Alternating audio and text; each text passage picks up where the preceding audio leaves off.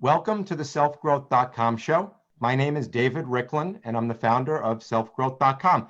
Today, we'll be discussing the key to breaking up with old, unhelpful relationship patterns and being able to love and be loved like you mean it. To help us understand this topic, I'm excited to interview Dr. Ron J. Frederick. Make sure to listen closely. We're going to be sharing a lot of information today. Before we get started, I want to take a couple of minutes and share some information about Dr. Frederick, or what we like to call him Ron. Ron is a clinical psychologist whose career has focused on the transforming power of emotional and relational experience.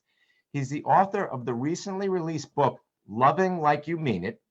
Use the power of emotional mindfulness to transform your relationships, and the award-winning book, Living Like You Mean It.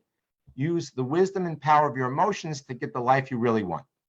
Ron is a senior faculty member of the Accelerated Experiential Dynamic Psychotherapy Institute and co-founder of the Center for Courageous Living in Beverly Hills, California, noted for his warmth, humor, we'll see some of that, and engaging presentation style.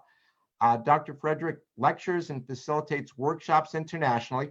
And if you want to jot down his website for later to get more information, it's cfcliving.com. Center for Courageous Living, cfcliving.com. Ron, welcome to our show. It's great to be here. Thanks for having me, David. All right, I'm excited. This is an important topic. I want to jump right in. So one of the things I was referencing is this concept of love like you mean it. So what does it mean to love like you mean it? That's a great question. To my mind and how I think about it, loving like you mean it is all about being able to really show up wholeheartedly in our relationships. All of our relationships, but in particular in our relationships with our significant others. Sounds, sort of easy enough, but many people will understand that it can be very difficult for different reasons. And the reason that I focus on in my book has to do with how we're shaped by our early experience. And that shaping actually constrains and makes it hard for us and makes it scary for us to really fully be ourselves in our relationships. Okay, that makes sense. It's interesting when you say really fully be there. And I feel this isn't only with relationships, but a lot of people kind of call the concept of calling it in.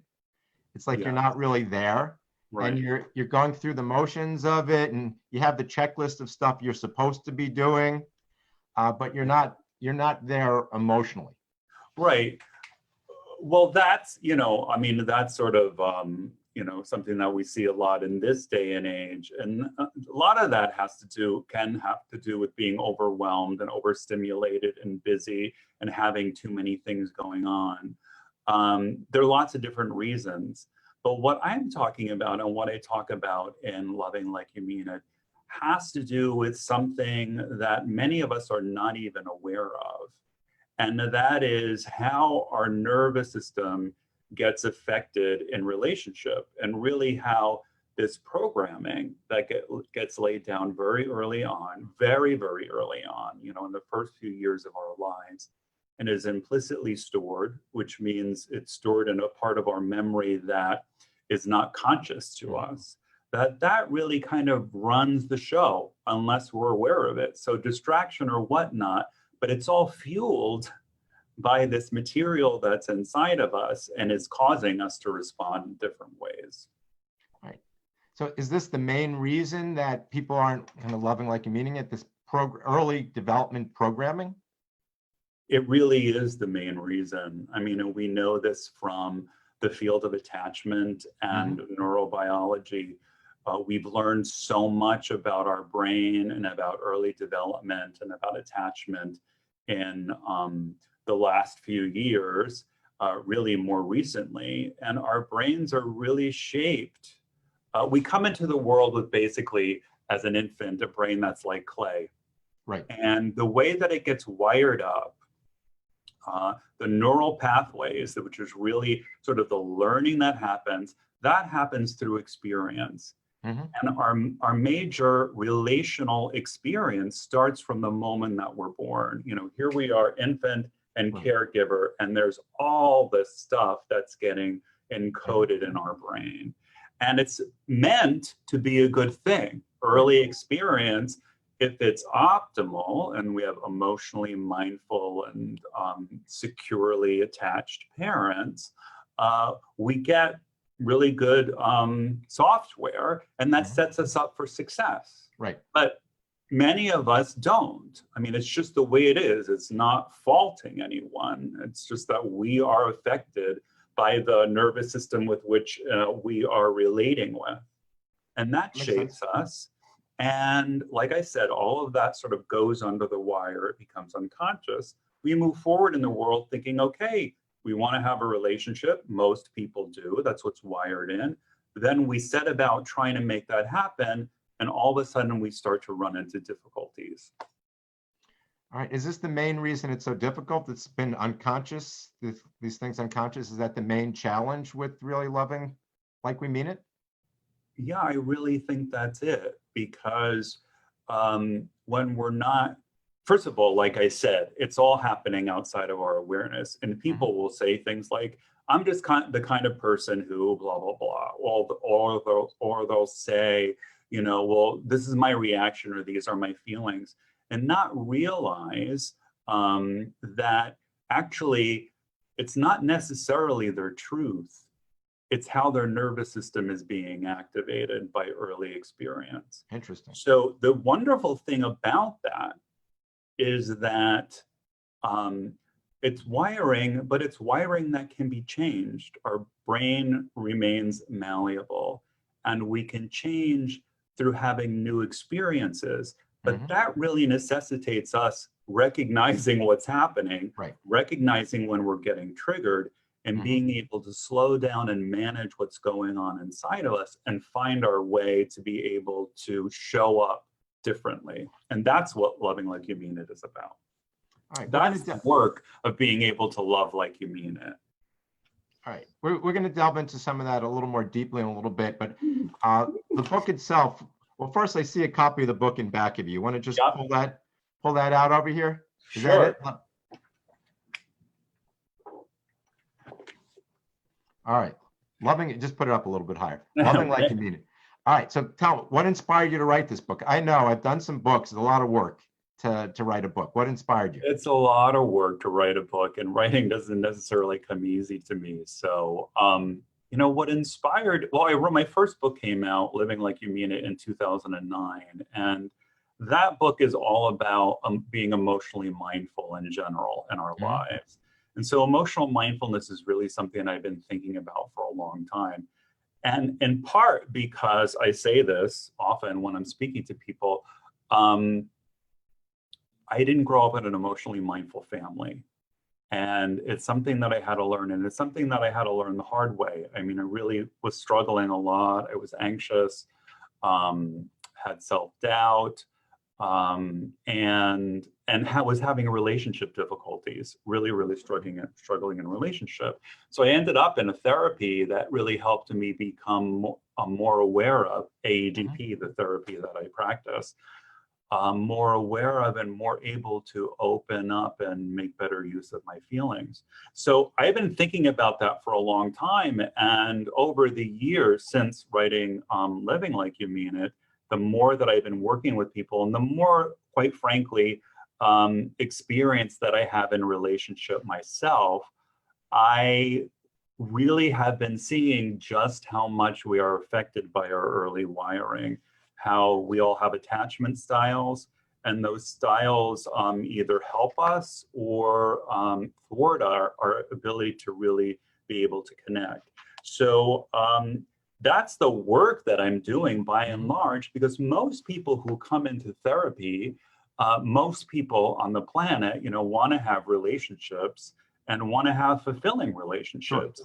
And so the main thing that people are talking about when they come in for therapy, they may be depressed, they may be anxious, but paramount often is that they're having difficulty in their relationships.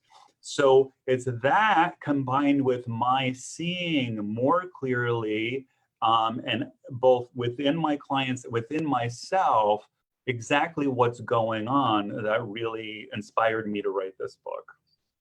Oh, that's a good inspiration. It's personal experience usually drives us in a lot of things. Yeah. So I know one of the issues with people is just this concept of emotional closeness.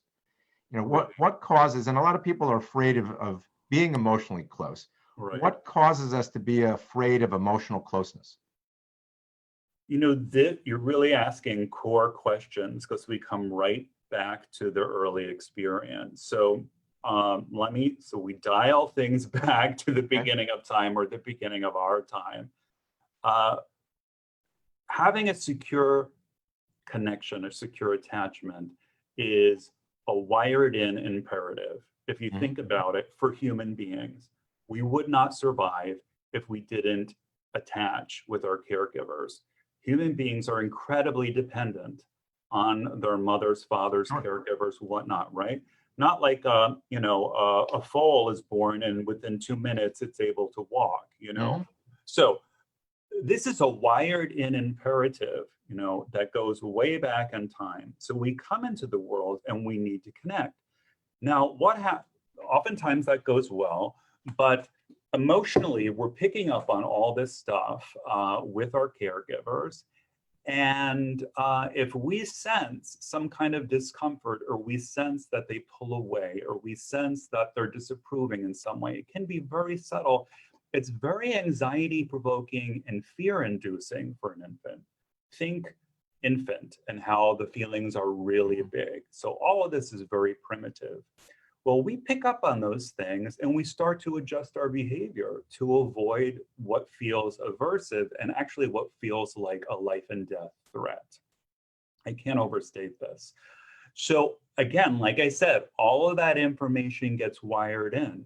So we then grow up into adults who have anxiety or fear that comes up around revealing certain aspects of ourselves, showing up emotionally in some way. That might be if we were to get angry or be assertive, or that might be if we were to express our vulnerability or our fear.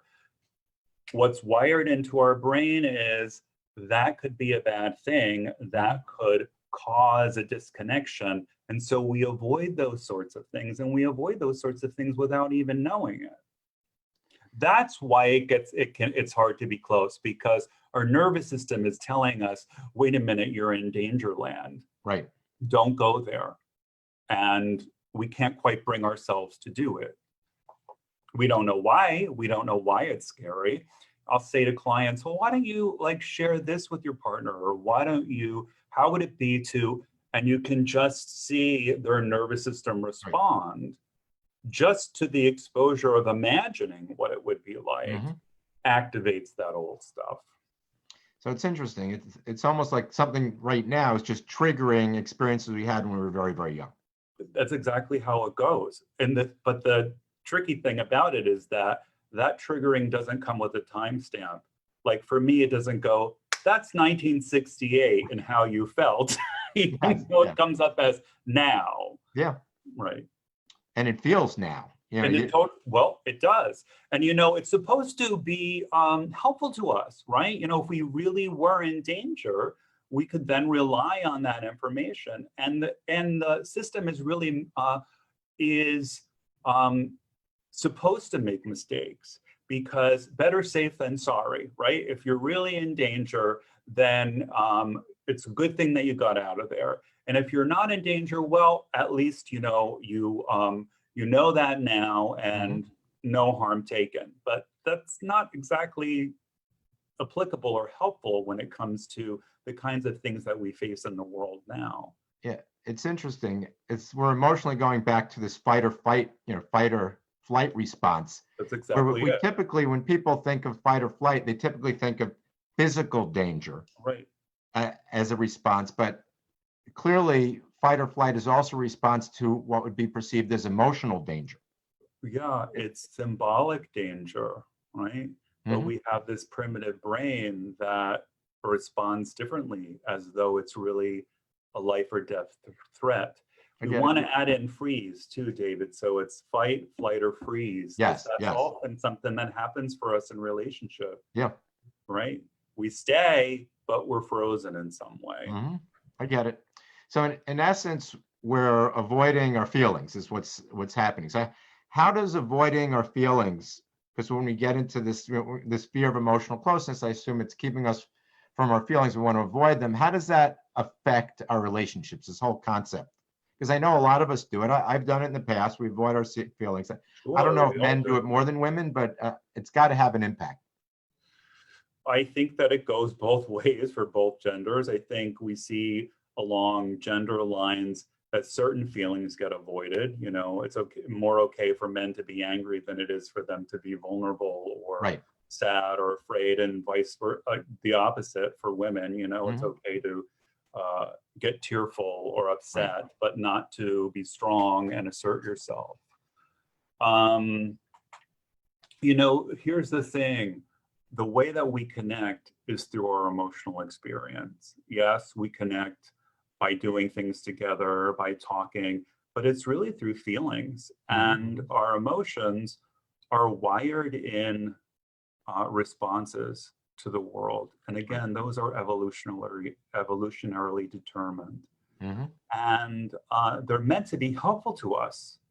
You know, in essence, our core feelings give us a lot of information, Right. and they also transmit a lot of information. So if we start with the understanding that our emotions are really there to be helpful to us, if certain feelings are getting cut off, or we don't have access to them, or we're caught in defensive patterns that really, in a way, mask what's going on for us emotionally, we're not really working in accordance with a system that's ultimately meant to be helpful to us Right. and get us to a better place. So, on a very basic level, the reason why we're having relationship difficulties is because we're trying to do with one hand tied behind our back. I can see that makes sense. Yeah. So in order to change, so we need to change really to be more open and to, instead of being emotionally closed, be more emotionally open. Why is it so hard for people to change? You know, we know we need to do this. Okay, so there are a few reasons, right? One of them we touched on already, which is that um, in order to do things differently, well, in order to open up in different ways, whether that's, you know, being more vulnerable or sharing your sadness or speaking up for yourself, whatever it may be, all of that's emotionally driven. That activates fear in us. It may not be conscious. And often that's the other issue.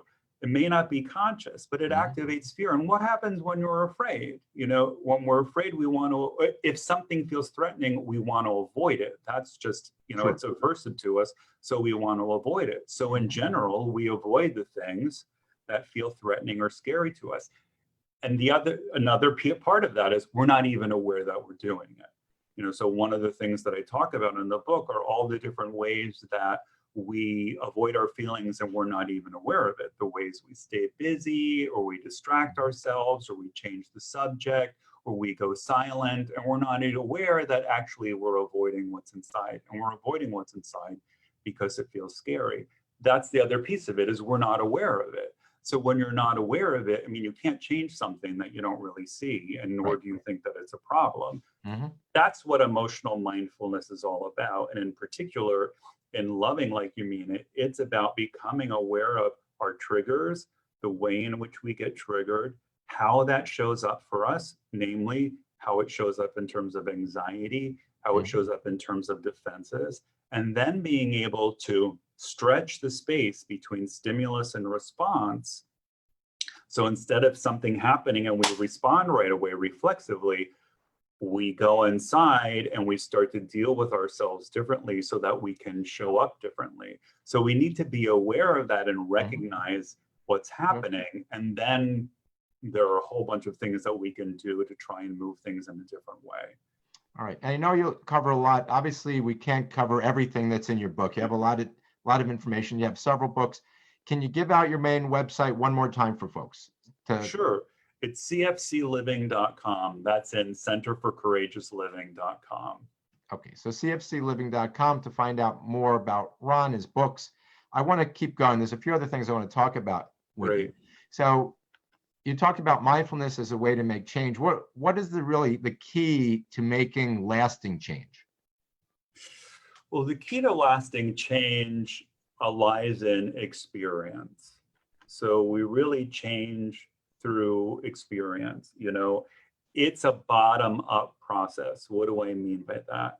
Bottom-up meaning our body, our emotions, and then our brain. Mm-hmm. And for many of us, we try to do top-down change, which is we think about something and we think if we can think about it differently, then we're going to move in a different direction. But imagine, and people who struggle with anxiety know this, you can be anxious or fearful and you can tell yourself all you want that there's no reason to be afraid, but that doesn't necessarily help you be able to move forward.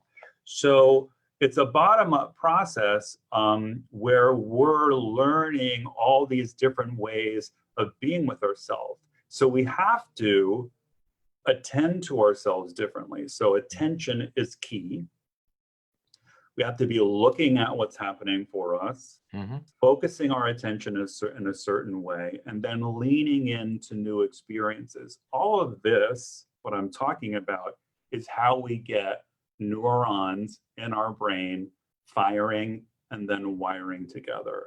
And it happens through one, where we place our attention, Mm-hmm. focused intention, and then leaning into experience. So what does that mean, leaning into experience? Well, if you're feeling anxious, it means having ways to regulate that anxiety, go deeper in yourself, connect with what's going on emotionally, regulate your feelings, slow things down so that you can start to disentangle yourself from what's going on inside, and then slow things down so that you can more mindfully engage with your partner. Mm-hmm. While you're also attuning to what's happening and managing what's happening inside of you. All right. I like that concept a lot. There's a few things that you spoke about in there, but what's powerful to me is, first, I like that we talked about it a little while ago, the bottom up versus the top down approach. Yeah. It's very different. And when you're in an emotional stage, it's hard to go top down from your thoughts first, because you're physical, you're emotional, you're there, you feel it. It's kind of visceral. So it makes more sense to start with that approach. And it always makes sense to me that you want to build up experiences, and the more positive experience you're building up to compensate for these negative experiences you might have had as a child, or even a toddler and an infant, each one kind of brings you closer. It does, that makes a lot of sense. So one of the things I know for myself and a lot of people is there's a fear associated with it. There's a fear associated with any change. So how do we overcome this fear? And really, we'll go back to this phrase you like, love like we mean it. So how do we overcome fear and really love like we mean it? Yeah, I mean, that's really what loving like you mean it is about. Because fear is central to all of this. So, the easy answer or the simple answer is, we have to face what we're afraid of. But everyone knows that in order to be able to do that, because really, these are echoes from the past. These are feelings that are coming up that telling us we're in danger or we're threatened, and we're really not. Mm-hmm. And the only way that we are able to really understand it and get it is through finding a way to move through that. So, I think it was, I'm not sure exactly, I was going to say Eleanor Roosevelt, but do the thing you fear and death of fear is certain.